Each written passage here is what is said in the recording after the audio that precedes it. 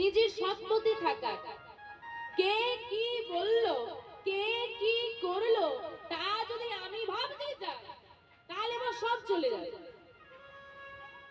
সবার কথা যদি আমি শুনতে যাই আমার সব চলে যাবে। তাই আগে নিজের হৃদয়ের শোনো।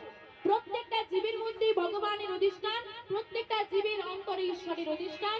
তাই সেই কথা তুমি আগে শোনো এবং বুদ্ধি দিয়ে যে বিবেচনা করো। অনেক সময় আমরা ভুল সিদ্ধান্ত নিয়ে ফেলি। কেউ যদি কিছু বলে সেটাকে আবার ভাবা লাগবে, যেটা ঠিক বললো না ভুল, বিবেচনা করে তবে কর্ম করো। তাই মায়েদের প্রত্যেককে বলছি, আজ আছি কাল নেই, কোনো গ্যারেন্টি নেই। তাই আজ আছি, এখন আছি, এখনই গুরুচরণ আশ্রয় করে কণ্ঠে তুলসীর মালা পড়তে হবে। আপনি শুধু ভাবছেন যে গোবিন্দের দাস হওয়ার জন্য তুলসীর মালা পড়তে হয় না, অনেক শারীরিক উপকারও রয়েছে।